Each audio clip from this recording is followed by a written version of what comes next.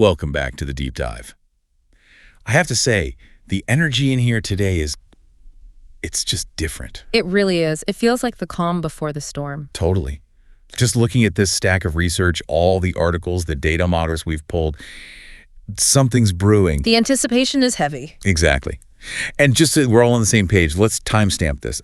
Today is Wednesday, February 19, 2026. And if you're tracking the calendar like we are, you know exactly why that matters. We are just over a week away from the premiere of that Netflix spinoff, Famous Singers Need a Hit Song. February 28th, that's the big one. It is coming up so fast. And our mission for this deep dive is crystal clear. We're not just looking at a TV show. Not at all. We're analyzing a very specific, almost brutal industry problem. How does a singer go from being a contestant, someone who survives a competition, Right, someone who gets votes, to a permanent fixture, someone who gets streams? It's a difference between fame and an actual career. Recognition gets you a good table at a restaurant, A hit song pays the mortgage. That's a great way to put it. You need that one track. The one that stops people from saying, oh yeah, that girl from the show, and makes them say, oh, the artist who sings that song. Okay, before we get into the really heavy analysis, and we have a lot, including some fascinating probability modeling, let's do the world's fastest recap. 30 seconds. Let's do it. All right. Last two deep dives. We analyzed What's Next with Gwyn Dorado, mapping her journey from the Philippines to Seoul. And we broke down our win score formula. That's the model we're using to predict hit potential. So if you missed those, that's the gist. But honestly, you'll catch up. Oh yeah, you'll be fine. That was under 20 seconds. Nice.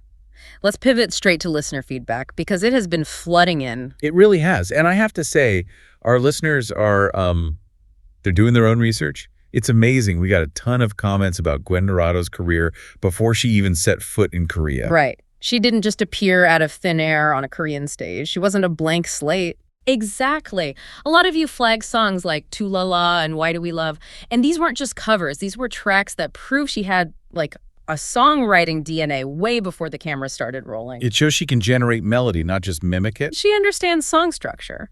But we do need to make one very, very crucial fact check here. The comments were a little divided, and for this analysis to work, we have to be precise. Okay, let's clear it up. We do. In all the excitement, some people are calling her the winner of Sing Again 4. We have to be clear. Gwyn Dorado was the first runner-up. Close, but technically second place. However, and this is where the data gets so interesting, the numbers themselves tell a different story about her momentum. We have to look at the finale scoreboard. It sets up everything we're talking about today. Let's do it. Those margins were razor thin. Okay, so in the finale, she did I Want You, produced by the legend Kim Do-hoon. Her score, 798. Out of 800. Out of 800, which is just, it's statistically absurd. That's basically unanimous approval from judges who are notoriously tough. And that's the emotional ballad. It is, but then she follows it up with Light Up, produced by Groovy Room. Totally different vibe, very rhythmic, very modern pop. And the score for that one? 799 out of 800. 1 point away from perfection. One single point. And that right there, that is the key takeaway. Those scores prove her range. She nailed the heavy ballad with Kim Do-hoon, and she nailed the slick pop with Groovy Room. She is not a one-trick pony. And that versatility is exactly what brings us to today's main event. We know the producer lineup for this new show. We know who's waiting to craft her debut. And today we are zeroing in on one name, the architect of cool. Zion.T. Let's unpack this. Because out of all the producers on that list, Zion.T or Kim Hae-sol, he's the one that has me the most curious. If you're deep in the scene, you know he's a legend. But if you're new to this, he's different. He is. He's the pioneer of a very specific sound. People call it that skinny red sound from his old name. It's quirky, it's a little nasal, but it is just so incredibly soulful. He's the guy who always wears the sunglasses, looks effortlessly high fashion. That's him, right? That's the visual, for sure. But musically, he is a giant. You have to look at his breakout songs to really get it. Yanhwa BRDG, a song about his dad being a taxi driver. Let's be happy. That chorus is just... it's iconic. Exactly. And then you have a song like Eat. These aren't just pop hits. They're like diary entries. They have this raw vulnerability that you just don't find in the polished K-pop world. He made it cool to be vulnerable. I swear, Yanhwa BRDG still gets me. It's so simple musically, but it just hits you.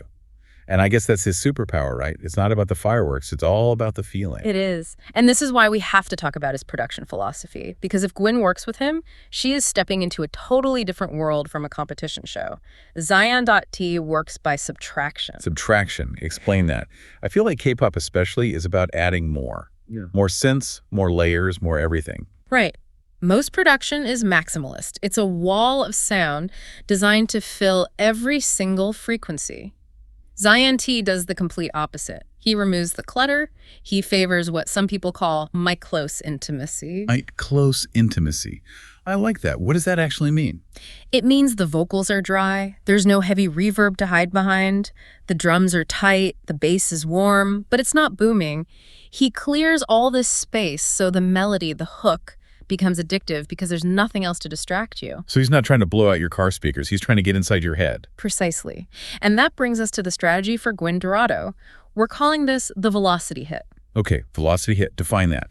Because when I think of Zion.T, I don't exactly think high speed. It's not about tempo. It's about how the song moves through culture. A velocity hit is designed to just fit into your daily life. It's for playlists. When you're working, studying, driving, it survives in the background. Because it's not annoying or distracting. Exactly. But, and here's the trick, it's engineered with specific little moments for high-speed sharing. Ah, okay, I get it. So it works for a 45-minute commute on Spotify, but it also has that perfect 15-second clip for TikTok or Reels. You got it. It balances background survival, which gets you streams, with short-form survival, which gets you virality. It sits in that golden middle. And looking at our notes, you actually ran this partnership through the Win Score model. We did. We plugged in his producer data, her vocal profile, current market trends, all of it. What's the number? Don't bury the lead. Like, probability of success for a Zion.T and Gwyn Dorado track is, well, it's staggering. We're looking at a 0.88 probability. 0.8. That's incredibly high. Anything over 0.7 is usually considered a lock. It is. And the reason is that it just mitigates all the risk. It combines his ability to create a vibe with her proven ability to deliver a world-class vocal. It covers all the bases. Here's my question. Here's where I have to play devil's advocate. Go for it. On paper, great. But artistically, we know Gwyn is the powerhouse, the titanium belter, and Zion.T is the minimalist whisperer. How does that marriage actually work? Isn't it a mismatch? On the surface, yeah. It seems like you're putting a Ferrari engine in a bicycle, right? You'd think she'd just overpower his delicate production. Exactly. But if you look closer at what we're calling the Dorado cover clues, the breadcrumbs she's left on YouTube, the answer is right there. Okay, walk me through the clues. What am I looking for? First, go find her cover of Oven's Flower. Flower, okay. That's a very groovy, rhythmic song. Not a power ballad. Right. It's not about power, it's about pocket. It proves she can sit in a modern groove without over-singing. She didn't try to turn it into some diva moment. She became part of the rhythm section. She showed restraint, which for a competition singer, that's sometimes harder than showing power. Way harder. Then look at her cover of Sun Woo Jung's Runaway. That showed she can do modern indie emotion. She doesn't have to scream to show pain. She can do it with texture, with breathiness. So she's basically already auditioned for this role. She has. And you have to remember, Zion.T's reputation in the studio, he's not just a beat maker, he's a vocal coach. Oh, really? He's that hands-on? Extremely. There's a famous story about him directing Seulgi from Red Velvet. Now, Seulgi is a phenomenal vocalist. Total pro. A total pro. But Zion.T was reportedly obsessing over the details of her breathing, not the notes. The breaths between the notes. Wow, that's granular. He reins singers in. He directs the air in the track. He won't ask Gwyn to belt. He'll direct her to control that power, to pull back, which paradoxically makes the vocal sound more expensive. It implies power without having to scream it. Expensive. I like that. It moves her from competition singer who has to show off to recording artist who serves the song. Which brings us to this idea of producer credibility arbitrage. Okay, arbitrage. We're talking economics now. Break that down. It's basically borrowing cool. Gwyn Dorado has the technical skill. The 799 score proves it. But does she have cool? Not yet. She has talent, which is different. And Zion.T is the definition of cool. He's the arbiter of taste in the Korean R&B scene. So a collaboration isn't just a song. It's a rebrand. It's his stamp of approval. It moves her from contestant number 59 to trendy artist Gwyn Dorado. 100%. It signals to the industry and to the cool kids that she's credible. It gives the hipsters permission to like her. So if this actually happens, if we get this collab on the show, Yeah. what does it sound like? Describe the track. I'm picturing a mid-tempo track, maybe 90 to 100 BPM, and the chorus won't explode over the groove. It'll lift inside the groove. What's the distinction? Lift inside the groove. Think of a song where you're nodding your head, but the vocal is still doing these intricate, skillful things. It's subtle, but it's sticky. Her voice is dancing with the rhythm, not fighting it. It's sophisticated syncopation. That sounds like a song that lives on playlists forever. That is exactly the goal. You want a song people play on a loop, not a song they listen to once and say, wow, impressive, and then never hear again. You know, stepping back, this pairing feels like it's about something even bigger. It does. It connects to that whole idea of A-pop. Asian pop. The cross-pollination. Right. For so long, the story was K-pop exporting out, BTS, Blackpink. But Gwyn is a shift. This is talent flowing into Korea. That's a great point. She's a Filipino artist succeeding on Korean terms. And this is where that cultural context is so important. In the Philippines, you have this concept of Hugot. Pronounced Hugot. It's that deep, gut-wrenching emotional pull, right? Yes, that raw emotional delivery. And it's so interesting because it has parallels to the Korean concept of Han, that deep, soulful sorrow that's so central to their art. Gwyn bridges the two. She's singing in Korean, channeling Han, but she's fueling it with Hugot. She's not just the foreign member of a group doing the English rap. She is a standalone artist competing in their language on their emotional turf. And Zion.T is the perfect producer for that transition. Why him specifically? Why not a classic ballad producer? Because Zion.T blends the master side, the classic soul, the jazz chords, with the rising side, the trendy beats, the hip-hop feel. He connects the old school and the new school. He can validate her to the older generation that likes soul and to the younger generation that just wants a vibe.